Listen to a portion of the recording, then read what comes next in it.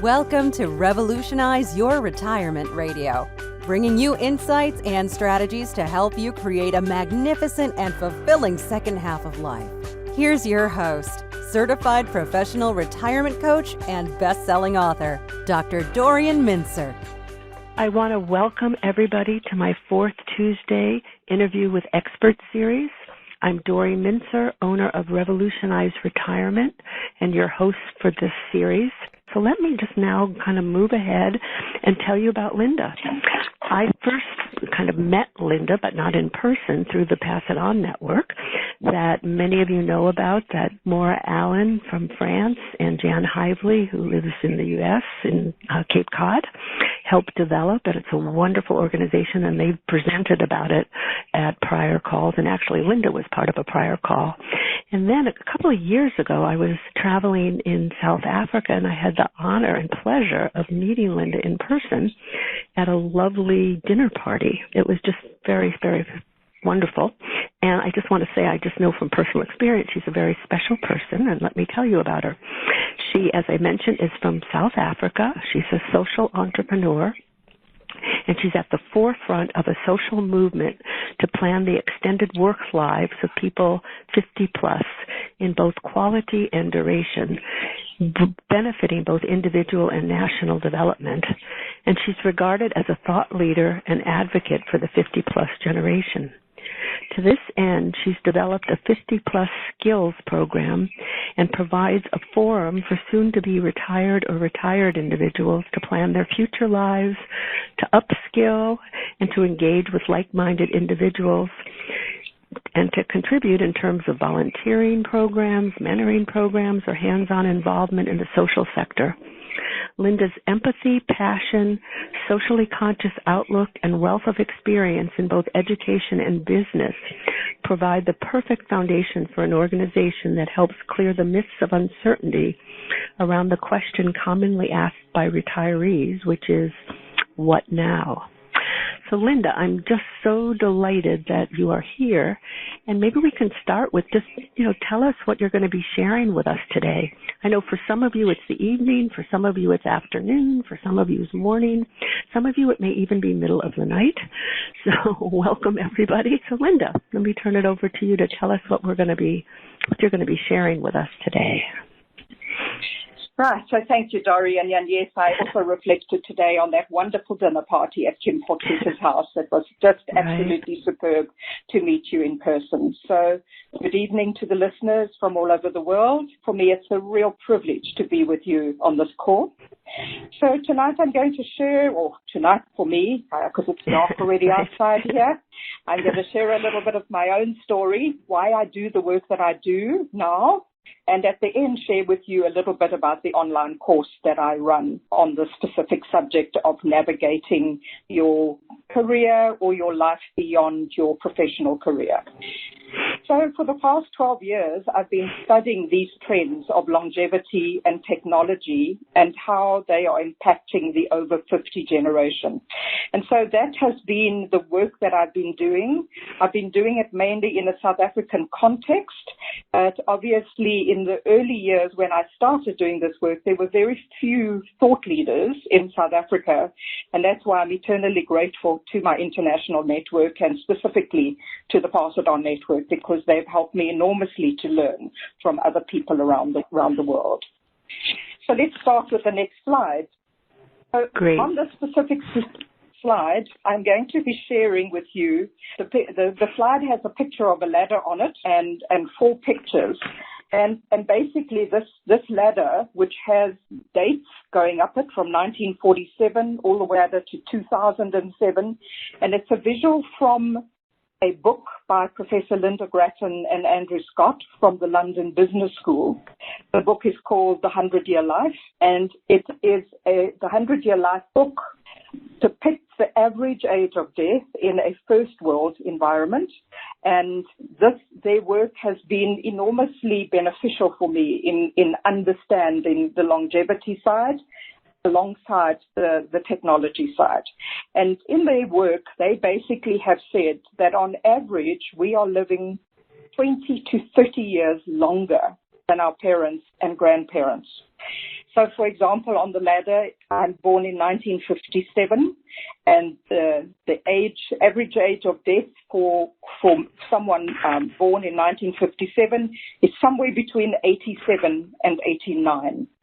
And so for many of us, our grandchildren, who are born obviously closer to the 21st century, will see their 100th birthdays. So longevity is growing exponentially, and this is having a massive impact on how we need to think differently about. So in the 4 pictures that I have, the one is one of the big reasons of longevity and change is obviously medical science, and thinking back to how they depict disease now in our bodies, chronic medication, the wellness and the food and the diets and the things that help us to change our behavior so that we can live healthier for longer, because that's an important thing, is we need to manage our health span, to manage our lifespan. The second, as I've said, trend that I follow is technology, and it's in our lifetime in the workplace over the last 30 years that this change has come into being. So the internet, personal computers, smartphones, and tablets are connecting us in a global village. And that in itself changes us from our local environment that we live in to living in a much broader and wider community. And as I said at the beginning of this call, I'm eternally grateful for that. The 4th picture in my slide is of the social change. Sadly, we are the most divorced generation ever heading into this phase of life.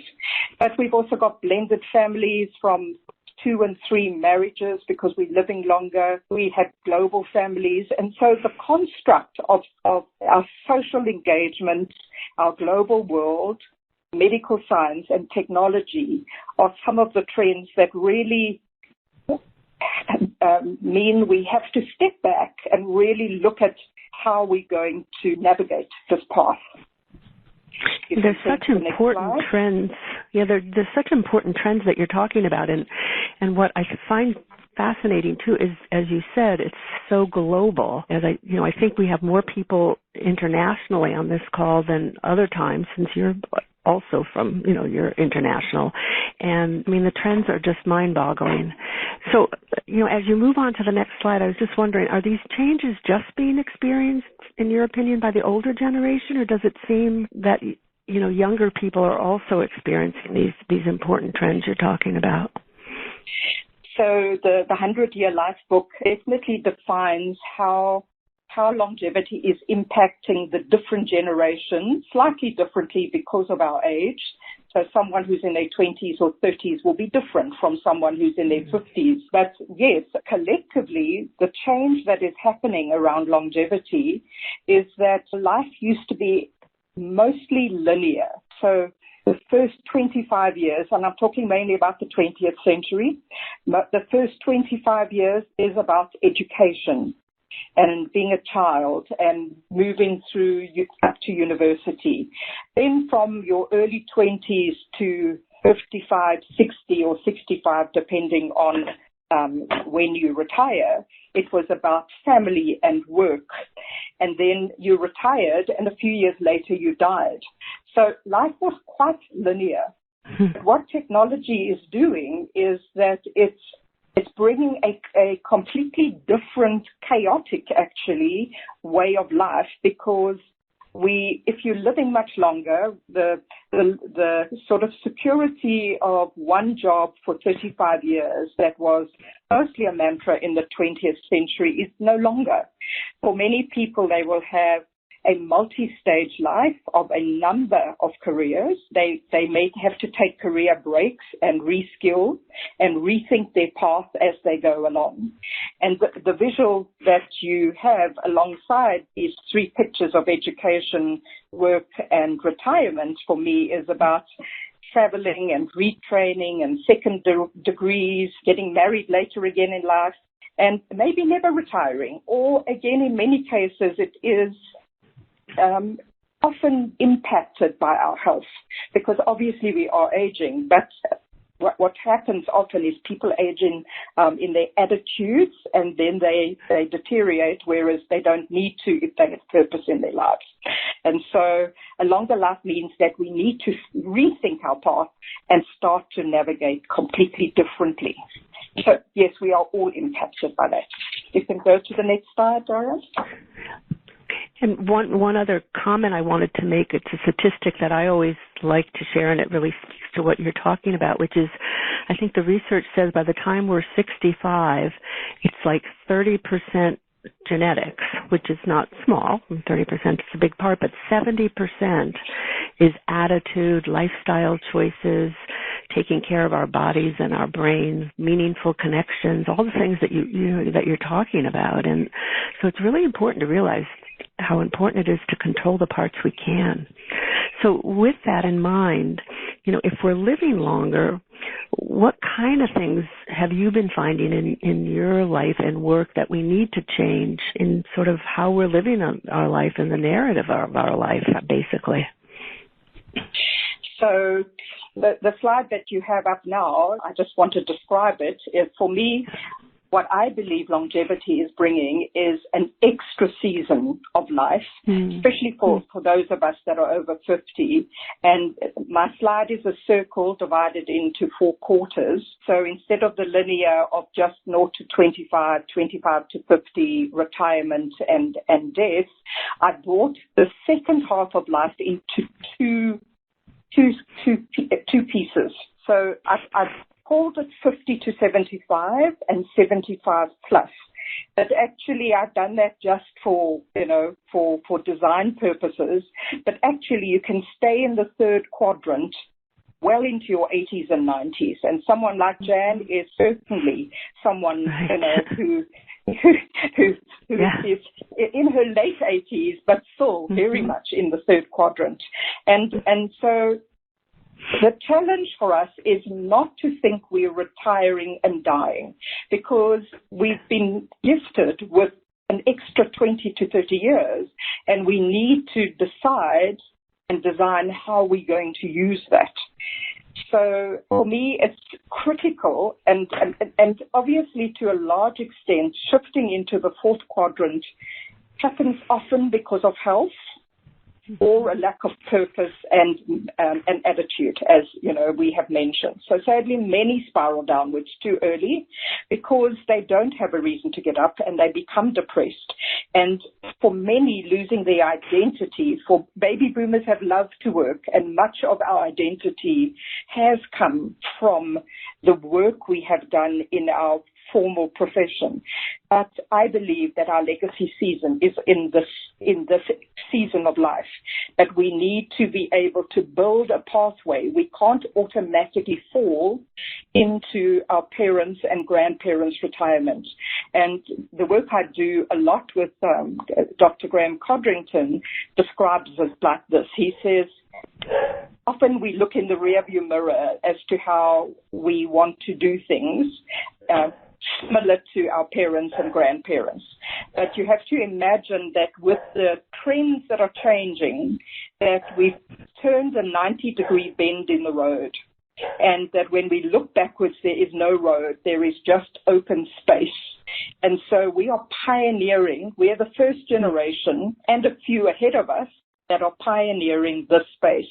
And so that's the reason why I love doing the workshops, is because I love to help people uniquely navigate their special season, because for each of us, they are different.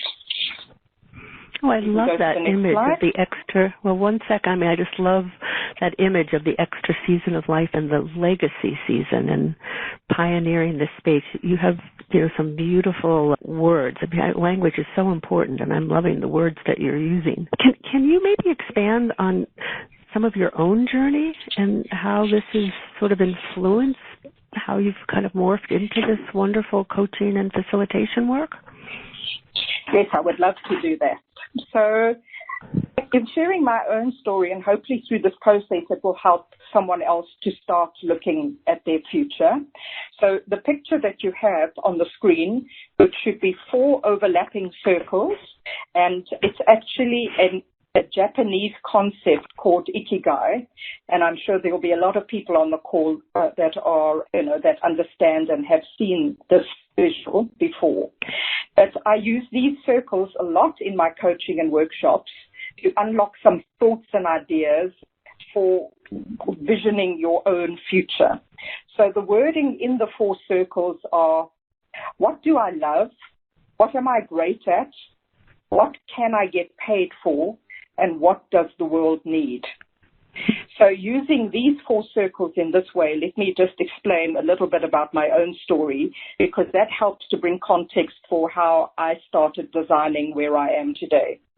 So I married early. I was actually 20 when I got married, but sadly was divorced at 20. I did not choose the divorce, but in most cases, there are things that happen to us in life where through the consequences of choices, we still have to live through those processes. So I grew enormously through that painful journey. I worked mostly in the parenting and early childhood and education sector in my professional life, not as a teacher, but as a pioneer building models to impact social change in the areas of parenting and early childhood. And at the age of 50, I found myself at an absolute crossroads. I was retrenched from the company I was working for. It was a big retail corporate that had bought the startup that I was working for. I had been brought in to help grow a startup cause-related marketing program with one of the big retailers. And once they had bought it, they moved it to another part of the country. And I found myself at the age of 50 not knowing what my next job would be. Both my children at that stage, around that same age when I turned 50, got married, and both left South Africa as a result of their own purpose and dreams. My daughter, a missionary in Thailand, married to a Thai, and my son and daughter-in-law moved to the UK to travel and to experience life in the global world and to extend their own careers.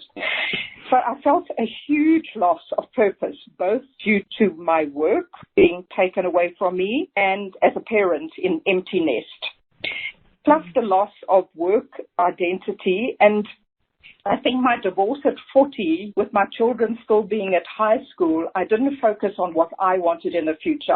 I kind of kept my focus very much on them, and then found as I reached this point of 50 that I needed to look to the future, and it felt like a deep, dark hole. So I must have had about a 6-month pity party, and I think we all have to have those somewhere along the line in life. But pity parties are important. Of a lack of purpose in my life, because I had loved being a parent, and of course, again, focusing on the parenting industry. So I decided after the 6 months to pull myself together and look to the future with a new dream for myself. And it was actually Graham Codrington at that point who said to me, the baby movers are not going to retire like previous generations, and you're looking for something new to do. Why don't you look at what that means in a South African context? So that's how I started the Refinement Network 12 years ago. Building and becoming a thought leader and a coach, I did my retirement life coaching with Retirement Options in the United States, and coaching around longevity, and then also looking specifically at the South African context, because we've moved through apartheid, and each demographic racially has been impacted and will be impacted for at least 50 years as we are moving through this change. And I've tried to look at significantly what that means from a South African context, because it's quite different from anywhere else in the world. So I've designed and built different parts of my life through mentoring, coaching, speaking, writing, and volunteering. So if you look back at the circles, I kind of brought the circles together because I want to do what I love, which is travel and spend time with my family when I can. But to travel and spend time with them, I need to earn money and build a strong financial future for myself. I built Refinement Network and now 50 Plus Skills as the ways in which I can get paid for the skills that I've relearned and upskilled myself in beyond the age of 50. And then in what the world needs, I often spend time is back in the early childhood sector, because I've spent 30 to 40 years in that sector, and I am a South African expert on early childhood education. So I would sit on a board that relates to early childhood, or at the moment I'm a program manager for Outdoor Classroom Day, which is a global program. So finding a portfolio life around navigating those four circles has been a critical way in which I have tried to design and navigate my own life. That's wonderful. I love the portfolio life. I view my own life that way too, and I don't know how many people on the call are in a position to maybe think about how to integrate those four circles in ways that there can be different ways that you work, give back, make a living. I mean, it's a beautiful example. Have you found, tell me, I know you'll be talking a little later about, your online program, but what do you see as similarities and differences between sort of what's going on in South Africa to other kind of areas? Because I know you're part of the Pass It On Network and you talk a lot with the liaisons from other countries as well as the United States. Do you see, are you seeing, because I'm hearing an awful lot of parallels in terms of our country, but I'm just wondering sort of your view on that. So, we're a mixture of developed world and developing world in South Africa. And so where the average age of longevity and life is much higher in the developed world than it is in the developing world because of poor health or a lack of facilities. So in the South African context, the average age of death still is only 60, so it's still quite low compared to a global developed world view.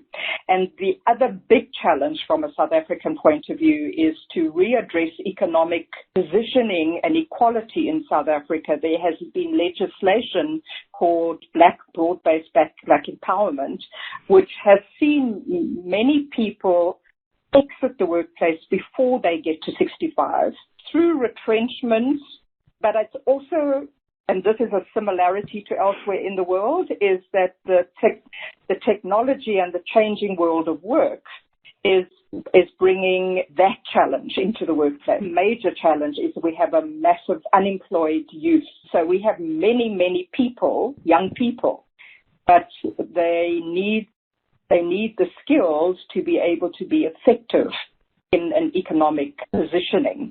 And so that, again, we'll talk just now a little bit more about how that's our vision for 50 plus, is to bring the two intergenerational groups together around mentoring and coaching to capacitate and transform.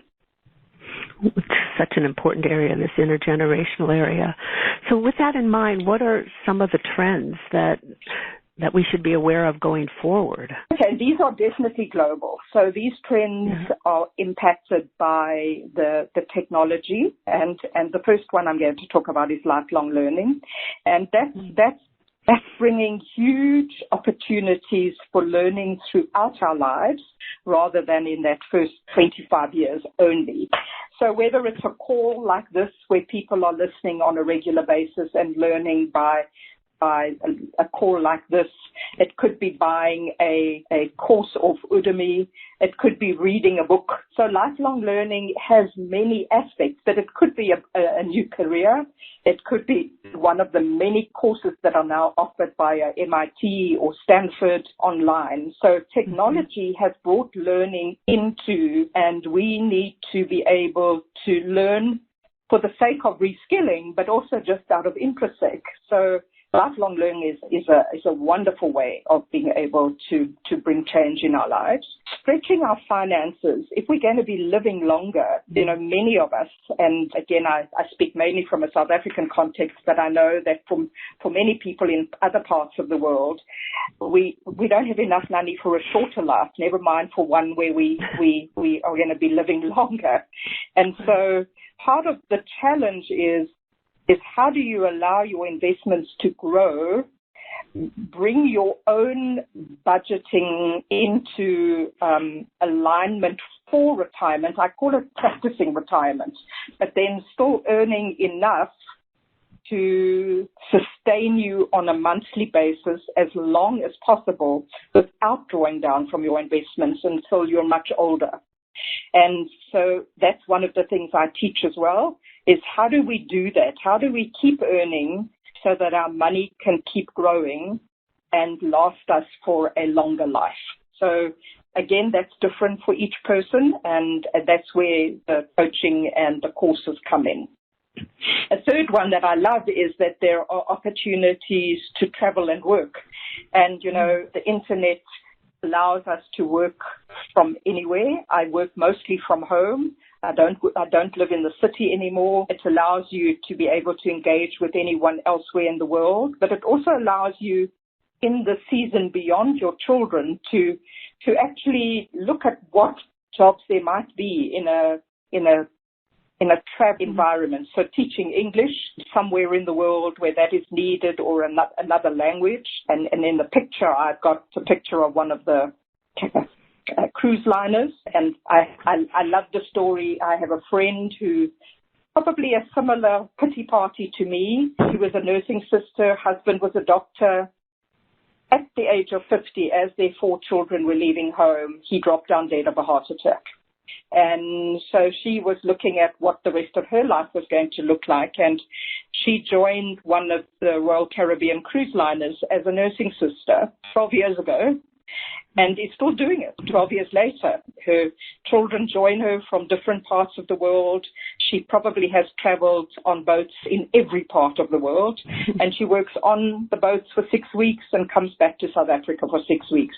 And so there are wonderful opportunities for us to be nomads and to stay connected through technology. So that's a big one to look at. Volunteering has always been there, but for me, it's one of the areas that becomes part of your circles in what the world needs. But I'm a great believer in skilled volunteering, practicing and looking for work that you're passionate about, like for me, early childhood education, and then in which skill areas could you offer to be a volunteer that could make an enormous difference to that non-profit or that organization where they may not normally be able to afford that skill set.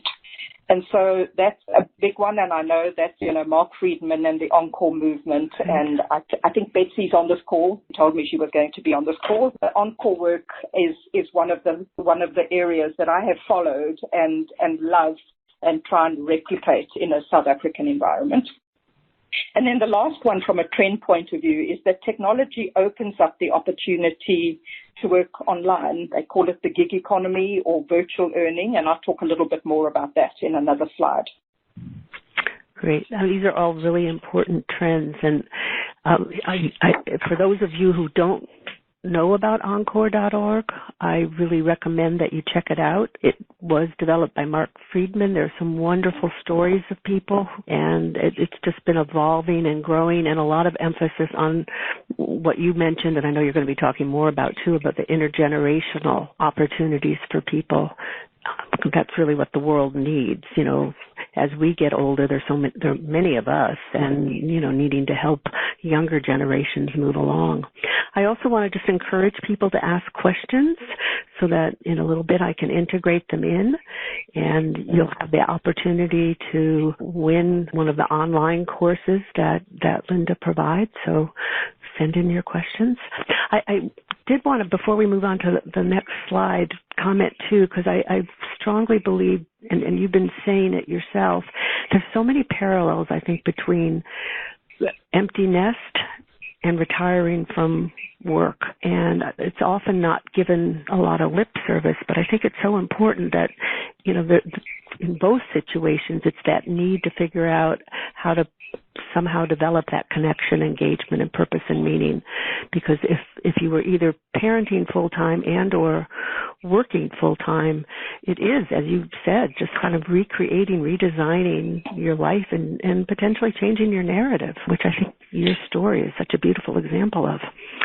So, you know, and the finances, I'm just going to say in this country, unfortunately, the statistics are dire that there are so many people who haven't been able to save enough because of either health issues or helping kids through college or other situations. And, with we're living longer, the idea and prospect of outliving money is certainly a fear that many people around the world have, but it's also very, very prevalent in our country here too. So you're talking about just new opportunities, new options. So keep sharing. Yes. It's beautiful. It's wonderful to hear you. Wonderful.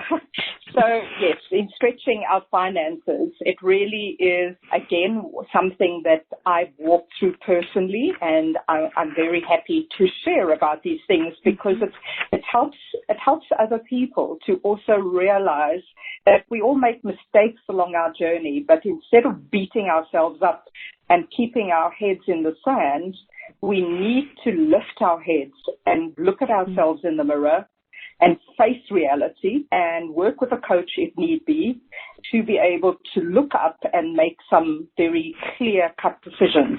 And one of these specifically is around money and how do you stretch your finances? Because I get lots of people who will say, I send out my CV, I'm desperate for work, but nobody even on, or I've got these skills, but no one seems to need them anymore. And so part of stretching the finances is recreating your own narrative around those circles, because what you could get paid for 20 or 30 years ago now is often done by a machine. And so and using an example of a personal assistant or an administrator who has brilliant administrative skills, but many people now do their own administration or use different tools technologically to help them and do not have personal assistants anymore. But virtual assistants have become a fabulous way in which you could engage with your skill set to work from home, working for different people with administrative skills. So, just in passing, but for me, the most important thing is if we're going to work in this season of life, we need to love what we do. So it's important to find what you're passionate about and to look for what your skills are. So be clear about what your skills are. You may need to learn new skills, like digital literacy skills, other skills that will make it easier for you to work in a different environment from, most of us, even though we are computer, the internet has brought a new set of skills through digital literacy. And that's a whole new set of skills that also need to come into being. But one of the most important, as I said, is facing yourself in the mirror. And in my case, I literally, when you get divorced halfway through a marriage, you are only receiving half of what you have at that point in life. And it's always less than when there are two of you together heading for the season. So that in itself is difficult for most people who are single divorced people growing older on their own, because they also have to pay all the expenses in the house in one salary rather than in two. But in my case, I had spent some of my investments in growing Retirement Network.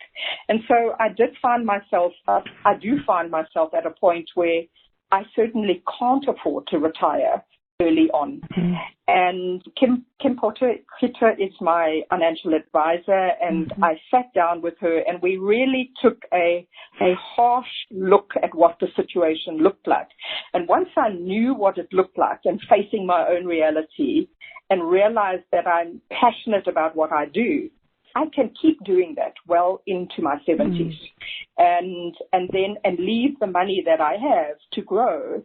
And that relieves the fear, but rather than leaving your head in the sand. So that's a critical coaching issue, is to make sure that we face our reality and also be clear about all your money and all your investments, because we have them in pockets.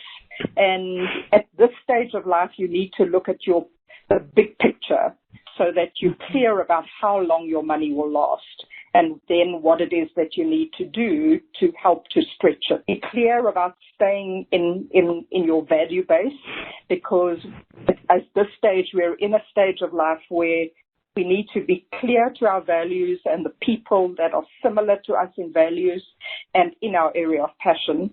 And often asking yourself the question, what does the world need, will open up some of these opportunities. So for me, in the work that I'm doing, it's about coaching and helping people to navigate.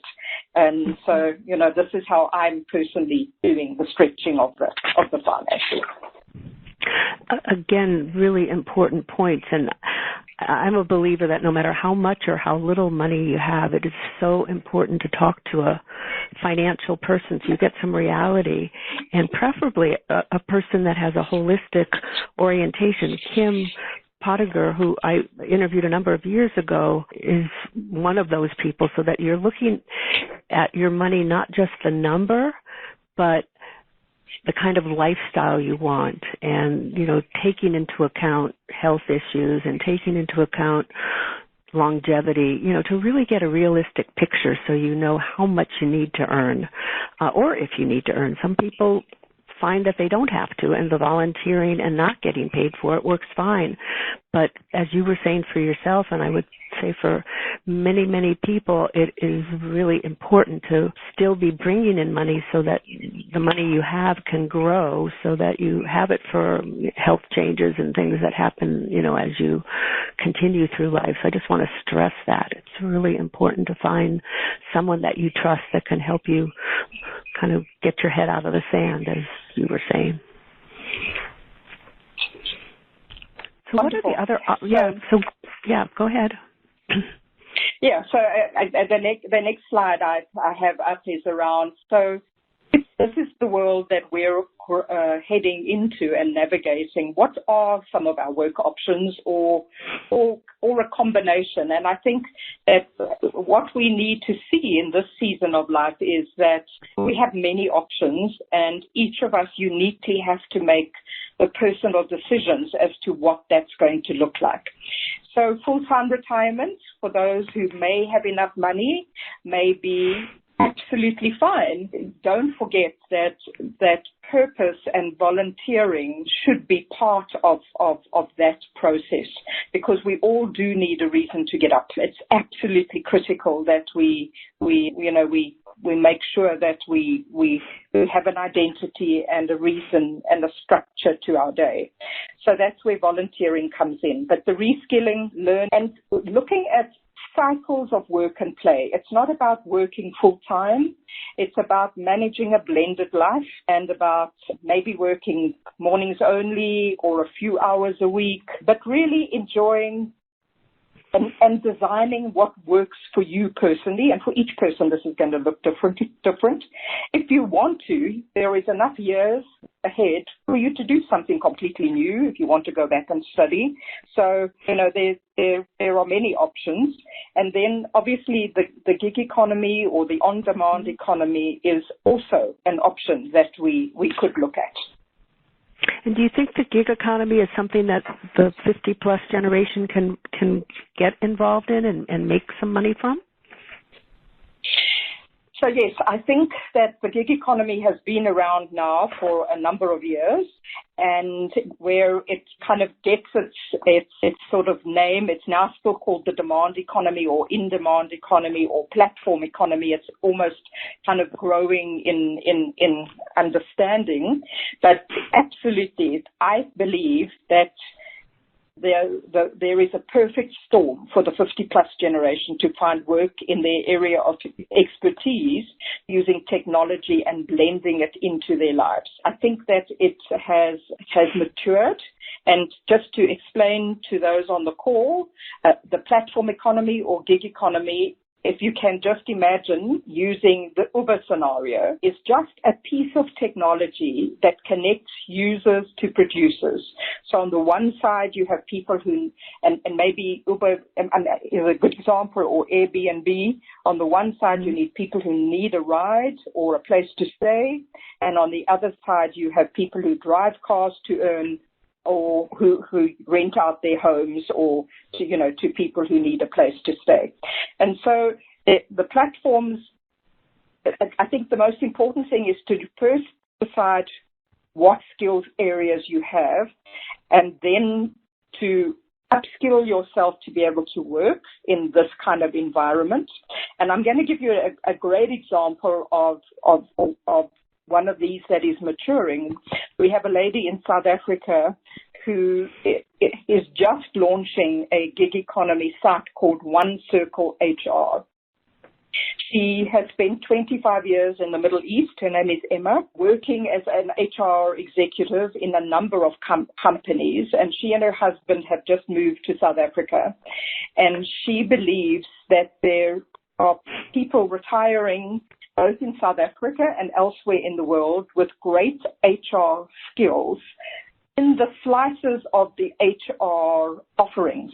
And her One Circle HR will connect work projects to HR skilled people anywhere in the world to do from home. So she will do the marketing, she will do the financing, and you will just do the piece of work from wherever you are.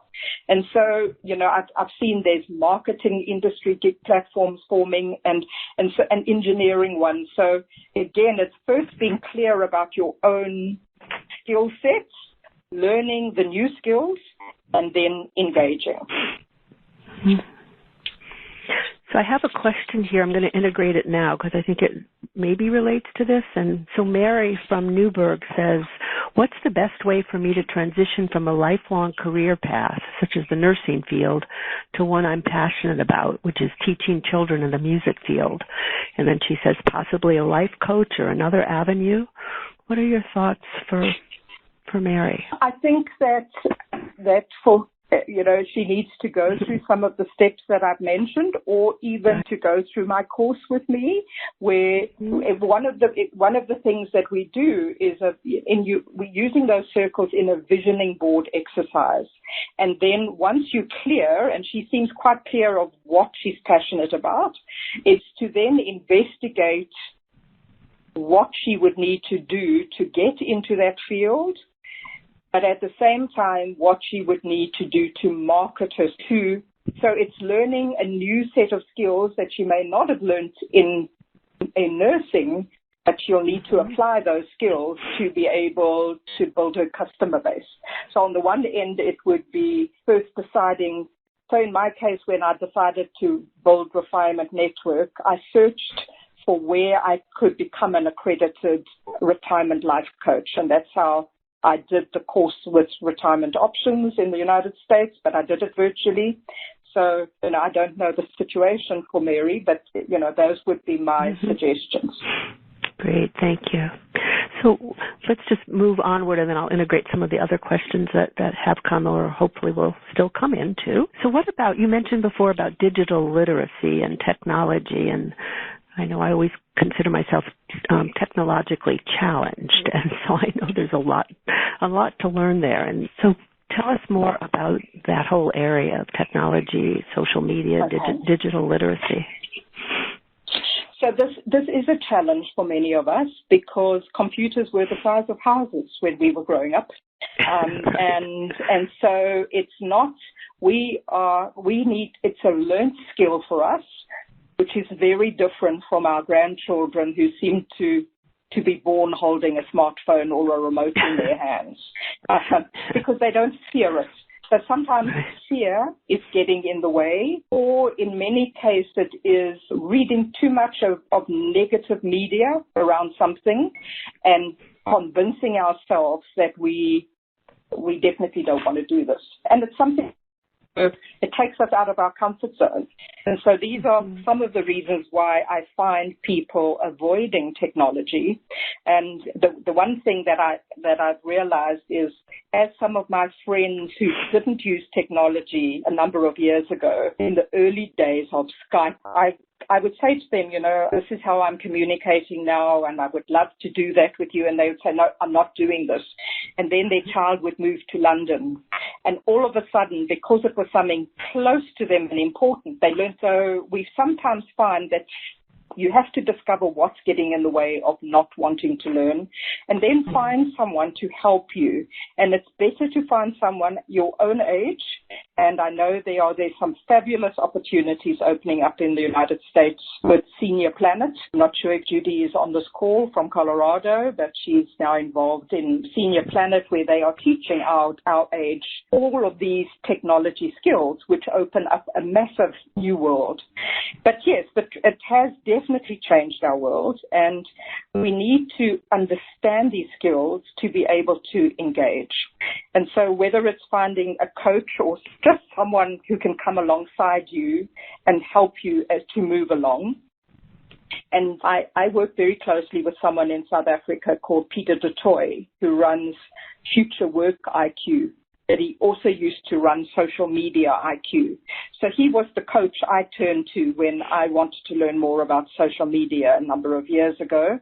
And now I have done his online digital literacy skills. And the way he describes it is, as much as the 20th century, we needed to do reading, writing, and arithmetic, digital literacy skills is different from computer skills.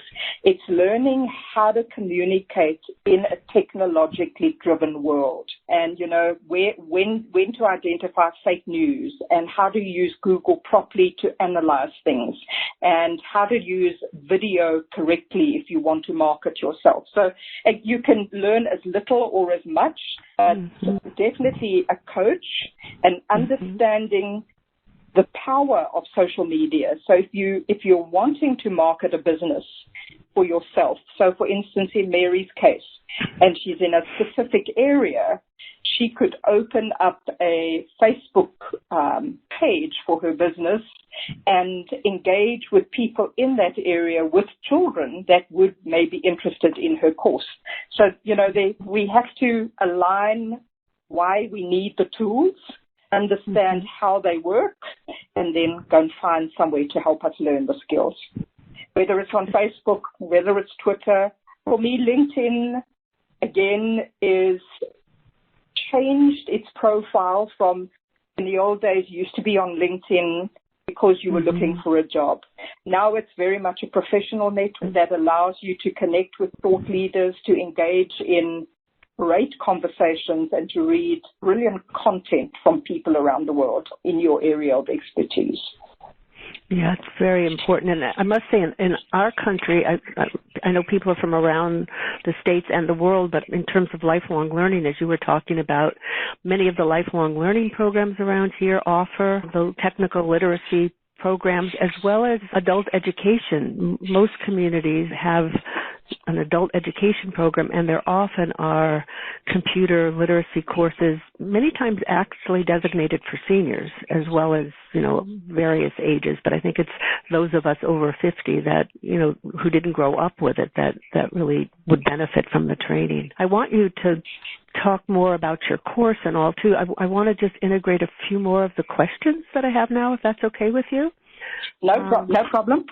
Okay, Rick from Sarasota says, my challenge is giving up the level income that I earn. My wife's going to continue working for another 5 years, and her income almost covers all of our budget items, including traveling, entertainment, etc. So financially, we're okay. However, without my income, the psychology of being held to a tight budget concerns me. Any kind of thoughts, responses to Rick?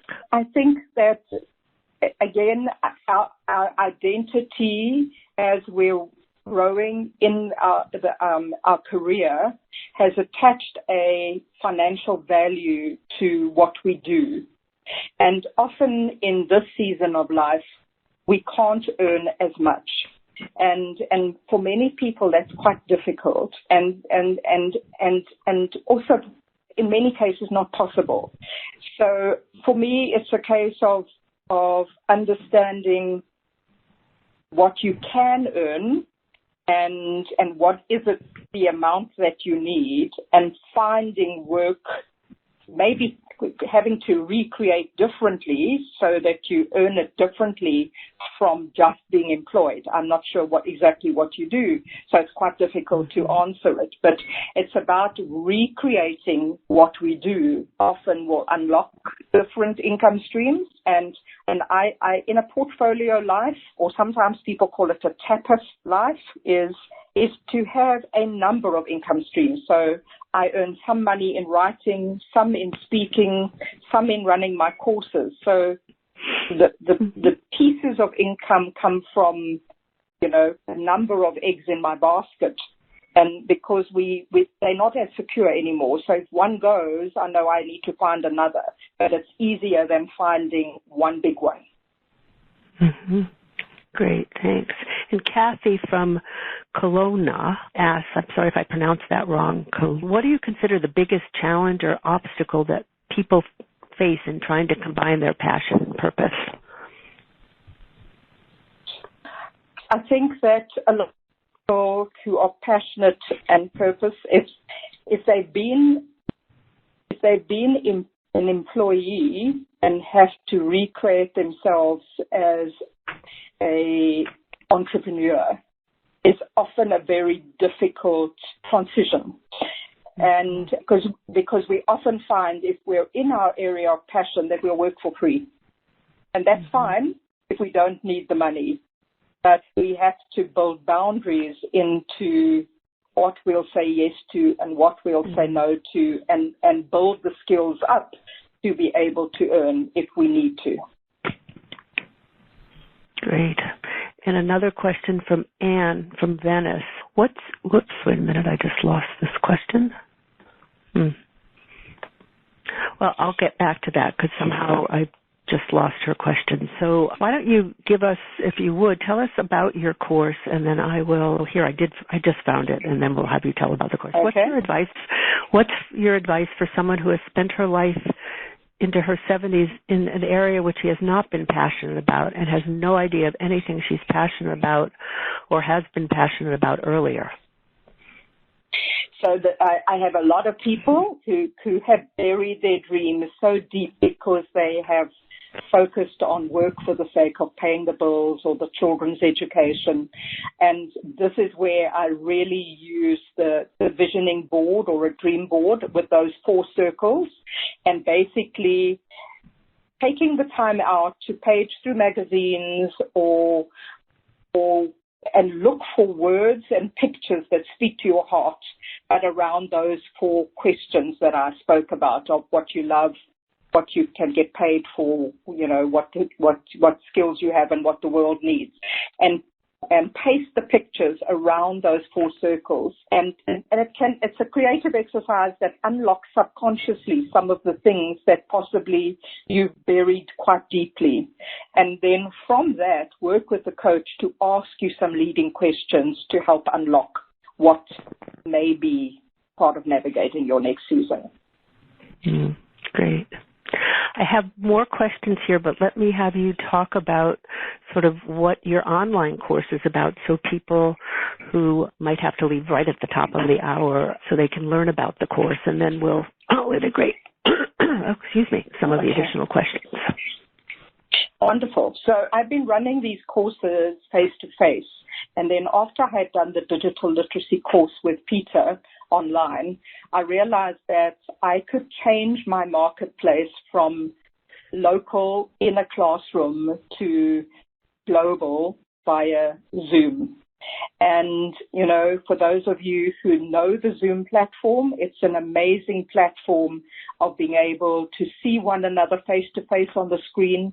In fact, I think sometimes you can do more body language and seeing people because they're all facing you, which is not always the case around a boardroom table. And then being able to share slides, have conversations and dialogue. And so I recreated my face-to-face course into an online course, and I now run this course across with people. And I know when Moira did my course, she was in South Africa one week, she was in France the next week, she happened to be in Spain the third week, so she was able to keep doing the course because you can do it from anywhere. And so basically the outline of the course is kind of overviewing this new world of work and then defining through the circle exercise your purpose and passion. Then the third section is around communication, technology, social media, and how this has changed and the shifts that we need to make in building our new LinkedIn profile or your portfolio life. And then in the fourth week, we talk about entrepreneurship and collaboration and volunteering. And what happens is by the end, and as I said, it's 1 hour per week together on the Zoom platform. We have a closed Facebook group that we dialogue, and I share videos and conversation during the week.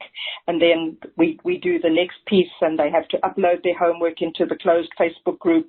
And so it's using a combination of online tools to help people to start this process of thinking and navigating their next season. And then afterwards, once we've finished the course, everybody who's done it joins a master group and also gets a copy of my ebook on finding passion, purpose, and a paycheck.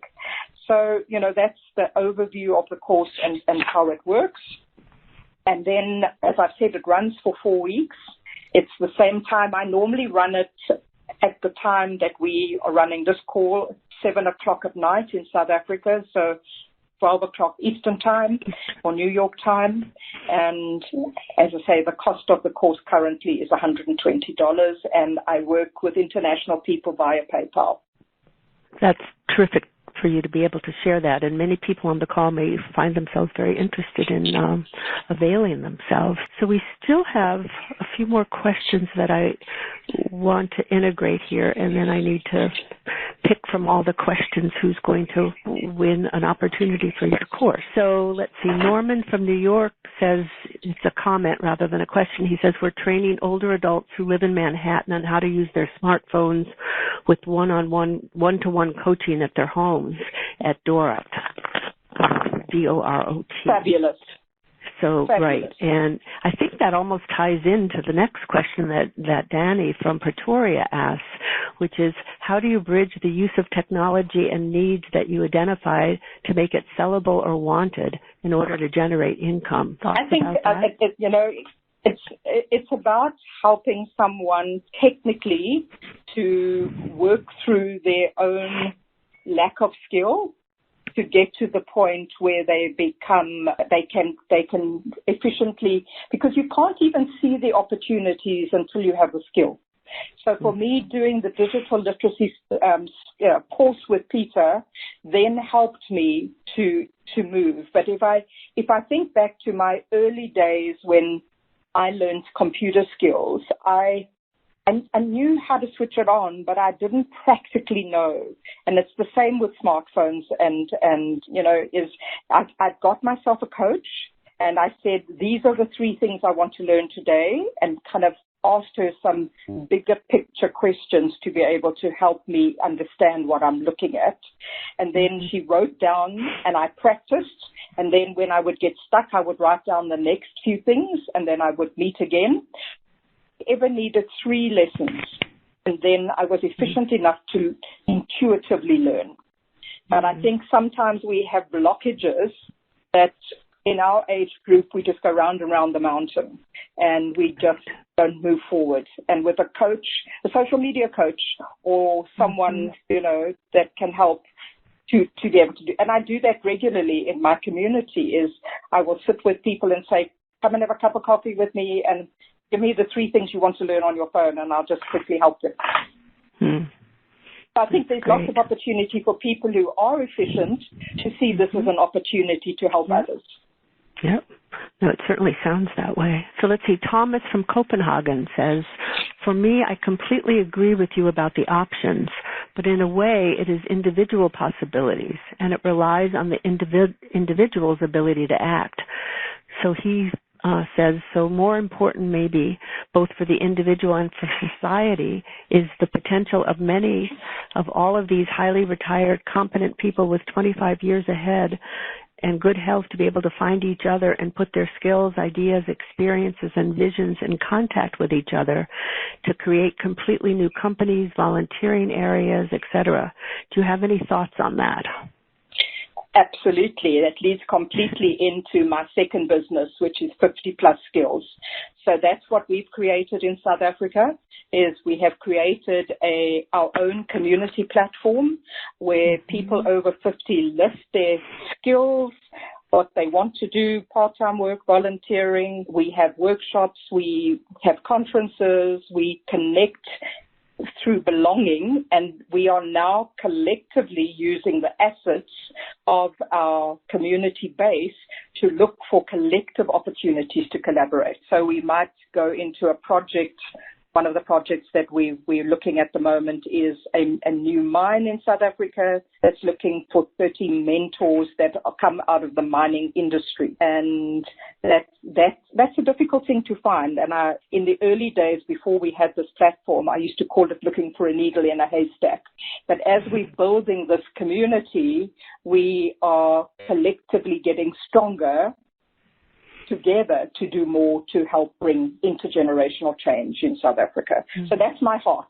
That's what I get up for every day, is to build this community and to help the individuals find their own path, but for us to collectively connect, collaborate, and co-create. That's great. Sounds like something other people can kind of think about how to potentially recreate that in different areas where you are. I think it's a great example. I've had a couple of other questions that I think relate to the one earlier about what if you aren't clear about your passions or you're not good at something you're passionate about, how do you work on it? Do you have any other thoughts about that? I think that people shouldn't beat themselves up, because the journey from the identity that you have in your professional life into this new season takes time. And so we may make some decisions in the first round and practice a little bit, and that opens up a little bit more, and then we see more and we have some more conversations, or we listen to some talks or create something more. And many of these come up out of a hobby as well. So, it doesn't always have to be something that you did professionally before or want to do differently professionally. It could be woodwork, it could be cooking, it could be as simple as helping in many of the opportunities that are arising with the elderly, or with young professional moms now being in the workplace. If you love children, maybe finding something in helping in your community. So, they're so broad, and one thing I know is that everyone arrives in this season unique, with a set of skills, character, experience, enough money or too little money, good health or not, and you have to help that person create their journey. And it's very different from working with 20-year-olds who may have just finished their degree, because they're quite similar. Whereas 40 years on, we've had amazing experience. And if you've had experience in a number of industries, it opens you up to see the world differently from someone who's been in one company for 40 years. And that often means that you have to open your horizon to see, and before you lose the focus and spiral downwards, that's where you need to be working with someone to help you get excited about a new sunrise. That's what I like to call it, a new sunrise, not a sunset. Oh, I like that. A new sunrise and not the sunset. So the final question I'm going to ask, and then give you a chance is Leanne from Massachusetts, who just wonders if you have any tips on how people can deal with age bias when they're dealing with either interviewing or applications. Any tips to share around that? I think age bias is very, very evident in the workplace currently, and I think it even unintentionally, but unfortunately the world of work is changing at such a pace that the younger generations are at fault in this, but at the same time, ageism is the one ism that we are all going to struggle with, because it exists. And I know there are many people like Ashton Applewhite, who are kind of really focusing on ageism that it is there, and it does impact us. Right. It is alive and well, unfortunately, and I think there's also a lot of internal ageism, so we have to confront some of our own views of getting older too, that I think is important. So before I have you just kind of do your final takeaway, it's always hard because there's some really good questions that are here, but I think Mary from Newburgh, who kind of started off the questioning, was asking the question, and your response was about using the circle, but, sort of finding your passion and all. And your comment to her actually was she would probably benefit from your program. So I decided she would be a good recipient of your program. Just Mary, that kind of market for and her passion with children and music. Yeah, great. So Mary, if you send me, I have your email here that I can send. I guess I don't need your address since it's going to be through email. So I will share your email then with Lynda. And as she said, if the date of the next start one doesn't work, you'll be able to negotiate that with her. So Lynda, this has just been wonderful. You have such a beautiful way with language and imagery and your work and your passion about what you're doing. And what would you like to be the final? Well, first of all, tell people how they can find out about your course and find out about you, and then kind of what your final takeaway is. Right. So you can connect with me if you like on LinkedIn as Lynda Smith. And my website is refirementnetwork.com. So refire, not retire, so with an F. But I know that those details will also be on the page. And then the other page, if you want to have a look at what we are doing from a platform, is 50 plus skills, and it's the numeral 50, the word plus, -skills.co.za.